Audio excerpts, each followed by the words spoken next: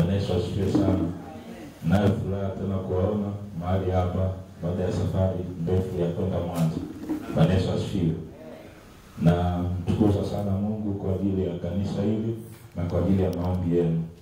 Sababu tumeona Mungu akitupigania. Bwana Yesu asifiwe.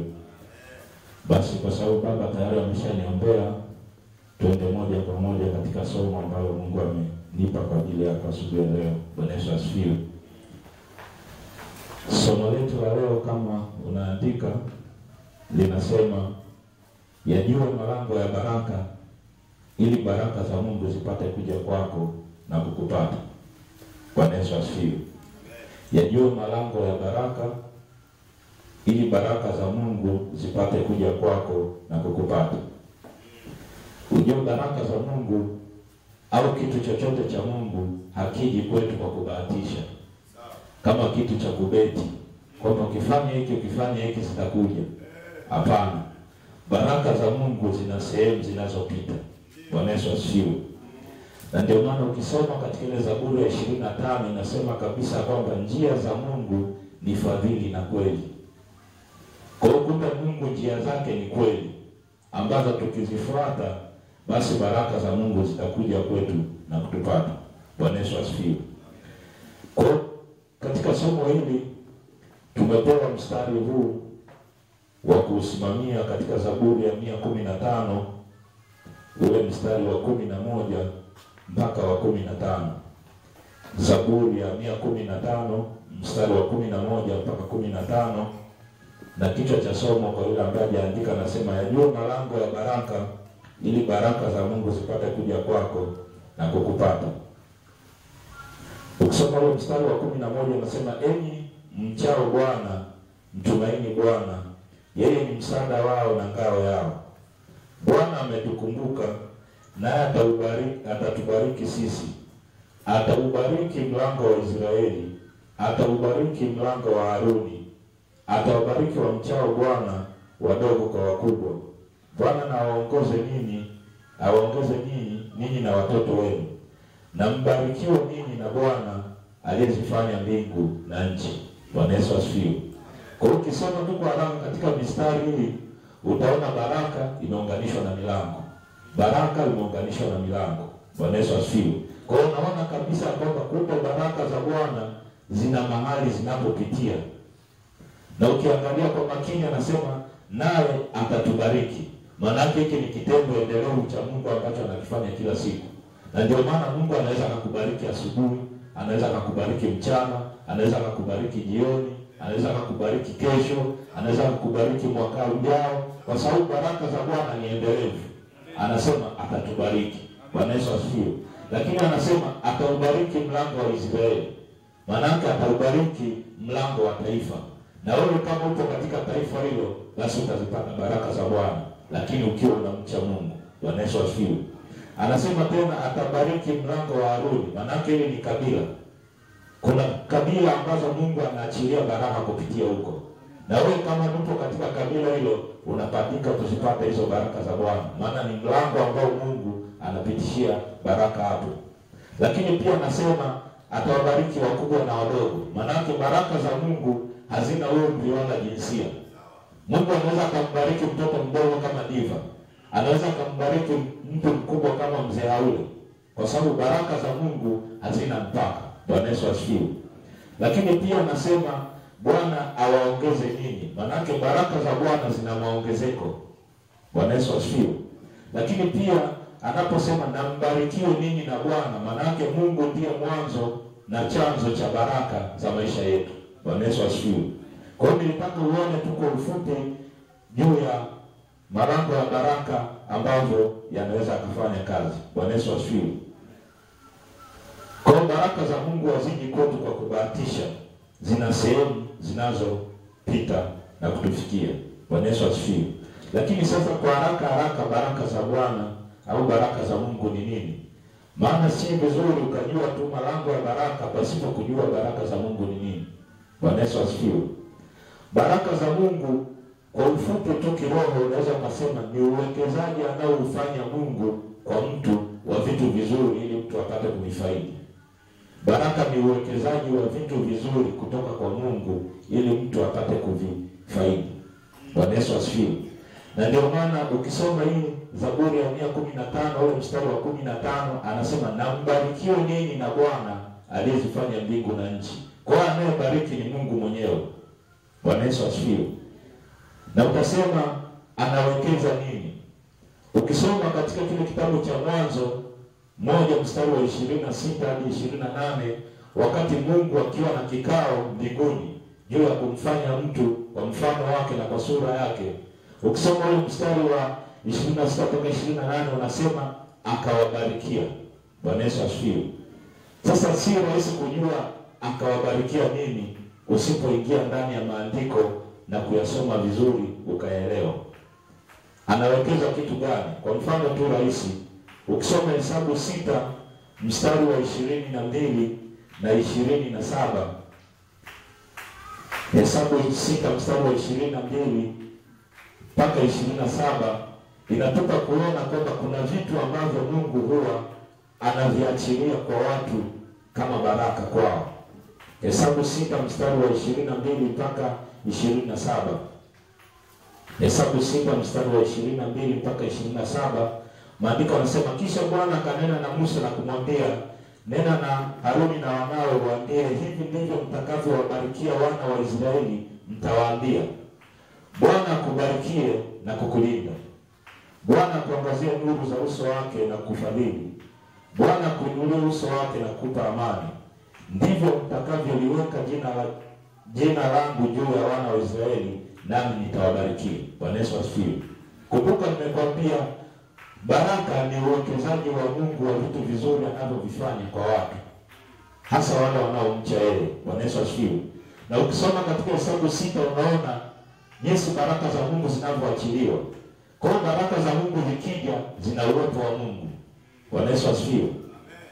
Pia baraka za Mungu zikija zina kibali cha Mungu. Na baraka za Mungu zikija zina ulinzi wa Mungu, zina fadhili zake na zina amani yake. Sawa sana hii Hesabu 6 mstari wa 22 mpaka 27 tulivyosoma. Kwa Mungu aliposema akawabarikia, maana alikuwa anaachilia vitu vyote kuja kwao. Maana vina msaada mkubwa katika maisha yetu ya kimwili na ya kiroho pia. Bwana Yesu asifiwe. Lakini pia ukisoma Mithali 10 mstari wa 22, maandiko yanasema baraka za Bwana hutajirisha. Baraka za Bwana hutajirisha. Maana yake nini? Maana yake baraka za Mungu zinapokuja kwako zinakupa kustawi na kufanikiwa katika kila eneo la maisha yako. Bwana Yesu asifiwe. Kwa Mungu anaposema akabariki, maana yake anaachilia vitu hivi vyote na vinakuja kwako. Bwana Yesu asifiwe. Sasa malango ya baraka ni yapi? Na tusaidia nini sisi katika kuzipata baraka za Bwana? Maana tumesema kabisa kwamba baraka za Bwana haziji kwa kubahatisha. Bwana Yesu asifiwe. Mungu anapotaka kuachilia baraka zake na kuja kwa watu huwa anatumia malango. Bwana Yesu asifiwe. Tumeona katika Zaburi ya 115 jinsi ambavyo anaweza kubariki taifa, anaweza kubariki kabila na zikawafikia watu. Lakini ukisoma ile Zaburi ya 24, ukisoma ile Zaburi ya 24 utaona pia kuna kitu cha ajabu sana ambacho kipo. Ukianza ule mstari wa 7, Zaburi ya 24 mstari wa 7 anasema, inueni vichwa vyenu enyi malango, inueni enyi malango ya milele, mfalme wa utukufu apate kuingia. Ni nani mfalme wa utukufu? Bwana mwenye nguvu, hodari, Bwana hodari wa vita. Bwana Yesu asifiwe. Hapa unaona kwamba kumbe kuna malango ambayo Mungu anayatumia kuingia. Bwana Yesu asifiwe. Na akiingia kama Bwana wa utukufu, anaingia na vitu vyake alivyo navyo na kuviachilia. Bwana Yesu asifiwe. Sasa nenda katika Zaburi ya 65. Uone ni kitu gani ambacho anakiachilia kama Bwana wa utukufu kwa kupitia malango. Zaburi ya 65. Katika ile Zaburi ya 65 utaona pia kuna kitu ambacho Mungu huwa anakitumia kuachilia. Angalia mstari wa 8 na wa 9. Mstari wa 8 katika Zaburi 65 inatuambia, Kwa hiyo wakaao mbali kabisa huogopa ishara zako. Milango ya asubuhi na jioni waifurahisha. Umeingilia nchi na kuistawisha, umeitajirisha sana. Mto wa Mungu umejaa maji, wawazunguku watu nafaka, maana ndiwe uitengenezaye ardhi. Bwana Yesu asifiwe. Unaona jinsi hata Mungu anapotumia malango ya siku kuingiza baraka zake kwa watu. Unaona anasema kwamba umeingilia milango ya asubuhi na jioni waifurahisha. Umeingilia nchi na kuistawisha. Maana maandiko yanatuambia baraka za Bwana hutajirisha. Kwa hiyo katika kufanikiwa kwa watu, kwa Mungu kuingia katika malango hayo, inategemea ni milango gani ambayo imefunguka na Mungu kuingia kwa ajili ya watu wake. Bwana Yesu asifiwe. Kwa Mungu hupitia katika malango na kuachilia baraka zake. Hiki ni kitu cha kwanza kabisa nilitaka ukione kama utangulizi wa baraka za Mungu zina malango zinapopitia. Bwana Yesu asifiwe. Sasa tuangalie lango la kwanza ambalo Mungu anatumia kupitisha baraka zake na kuja kwa watu. Lango la kwanza ni kumtegemea Mungu. Bwana Yesu asifiwe. Lango la kwanza kabisa ni kumtegemea Mungu. Watu wengi wanafikiri kumwamini Mungu ni kumtegemea Mungu. Unaweza ukamwamini Mungu na usimtegemee. Bwana Yesu asifiwe. Watu wengi wanafikiri wakishaokoka tayari wanamtegemea Mungu. Si kweli. Kwa sababu watu wengi sana waliookoka bado wanategemea vitu walivyo navyo. Bado watu wanategemea akili walizo nazo. Bado watu wanategemea fedha walizo nazo. Kwa hiyo kuamini Mungu ni jambo moja na kumtegemea Mungu ni jambo lingine linalojitegemea. Bwana Yesu asifiwe. Ukisoma kile kitabu cha Zaburi, ukisoma kile kitabu cha Yeremia 17, kitabu cha Yeremia 17 ule mstari wa 7 na wa 8. Kile kitabu cha Yeremia 17 ule mstari wa 7 na wa 8, maandiko yanatuambia kabisa kwamba amebarikiwa mtu yule anayemtegemea Bwana, ambaye Bwana ni tumaini lake. Maana atakuwa kama mti uliopandwa kando ya maji, uenezao mizizi yake karibu na mto. Hautaona hofu wakati wa hali ujapo, bali jani lake litakuwa bichi, wala hautahangaika mwaka wa uchache wa mvua, wala hautaacha kuzaa matunda. Bwana Yesu asifiwe. Unaona jinsi lango hili la kumtegemea Mungu linavyounganishwa na baraka. Kwa hiyo yule anayemtegemea Bwana na kumwamini na kumtumaini yeye ndiye ambaye anakuwa na uhakika wa kuzipata baraka za Bwana. Kwa sababu hili ni lango ambalo linaachiliwa kwa mtu kumtegemea Mungu. Bwana Yesu asifiwe. Angalia kile kitabu cha Yohana 17 ule mstari wa 3 unavyotuambia. Anasema na uzima wa milele ndio huu, wakujua wewe Mungu wa kweli na wa pekee. Kwa hiyo kishaona umeokoka na Mungu akawa sio wa pekee kwako, maana yake hauna tegemeo kwa Mungu bali una tegemeo jingine ulio nalo. Hiki ni kipimo ambacho Mungu anakiachilia kwetu pale tu tunapookoka. Je, Mungu kwako ni wa pekee na wa kweli? Ukishaona sio wa pekee, maana yake tayari unaanza kupishana na mlango wa baraka. Maana kitu kingine unachokitegemea na sio Mungu. Bwana Yesu asifiwe. Mwingine akasema mimi nampenda kweli Mungu na namtumikia, lakini Mungu ndiye ambaye anajua moyo wako. Anasema watu wengi wanaweza kama wananipenda kwa midomo yao tu, lakini mioyo yao ninajua wanakotegemea. Bwana Yesu asifiwe. Kwa hiyo kumtegemea Mungu ni lango kubwa sana la baraka katika maisha yetu. Kwa hiyo usipomtegemea Mungu, maana unafungulia malango ya laana na kuja kwako. Maana ukisoma katika ile Yeremia 17 mstari wa 5 na wa 6, unaona kabisa kwamba amelaaniwa yule ambaye anamtegemea mwanadamu na si kumtegemea Mungu. Bwana Yesu asifiwe. Hilo ni lango mojawapo kubwa ambalo nilitaka ulione. Lango la pili ni la uaminifu. Lango la pili ni la uaminifu. Ukisoma kile kitabu cha Mithali, kitabu cha Mithali 28 mstari wa 20, utaona kabisa kwamba uaminifu ni lango analolitumia Mungu kuachilia baraka zake. Mithali 28 mstari wa 20, maandiko yanasema mtu mwaminifu atakuwa na baraka tele, lakini afanyaye haraka kuwa tajiri hakosi ataadhibiwa. Bwana Yesu asifiwe.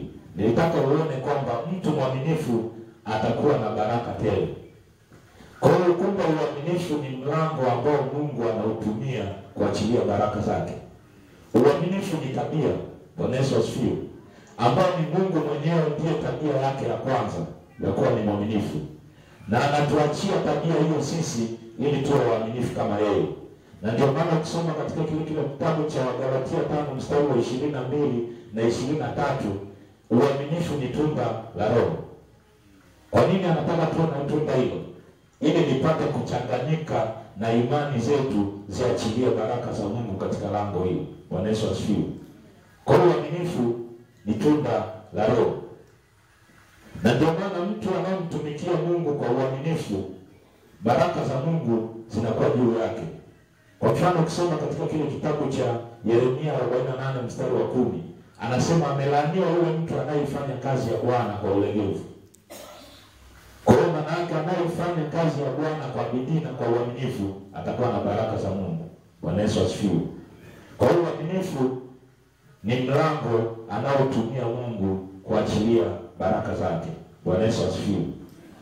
Tuangalie lango la tatu ambalo Mungu anatumia kuachilia baraka zake kuja kwa wale wanaomcha.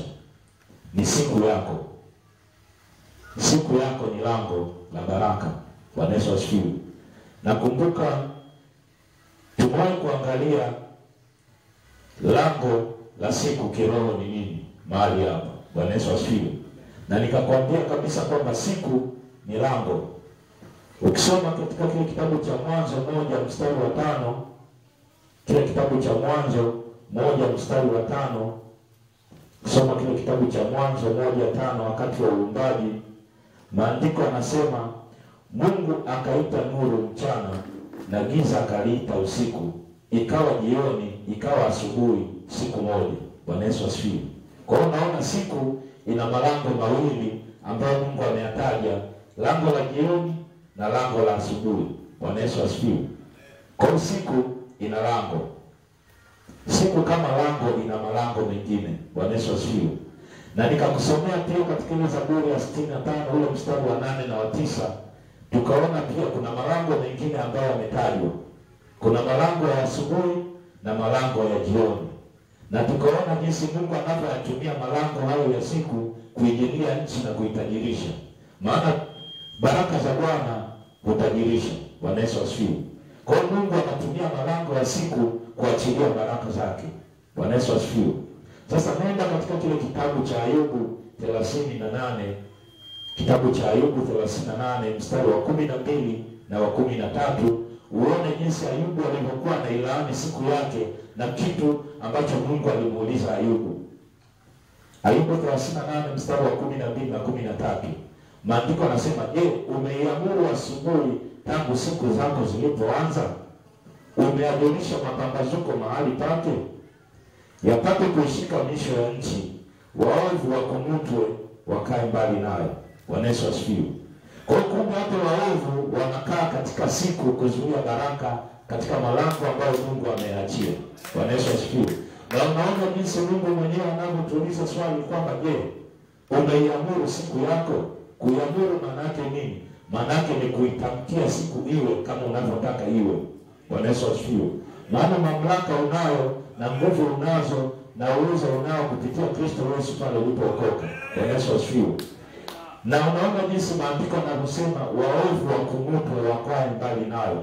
Kwa hiyo siku ya kumuta maana yake waovu watang'ang'ania katika siku yako na kuzing'ang'ania baraka zako zisikupate. Bwana Yesu asifiwe. Kwa hiyo ni wajibu wako kukumuta waovu wote katika siku ambayo Mungu ameiamuru baraka kuja kwako. Bwana Yesu asifiwe. Kwa hiyo ni jambo la muhimu sana kulijua na ni siri za kiroho. Nakumbuka kuna siku Mzee Johnson angekuwa hapa angekumbuka, alikuwa ananiambia, "Mbona kuna kipindi inafika unaona kabisa kama Mungu anataka kubarikia na milango imefunguka, lakini ghafla unajikuta tena uko kule mwanzo tazamani ambapo palikuwa ni pabaya." Angekuwa angejua siri hii. Waovu ukaa katika siku zetu za baraka ili wapate kurudisha kule ulipotoka. lakini ni wajibu wako kuwakumuta. Bwana Yesu asifiwe. Lakini pia siku ni tumbo la uzazi.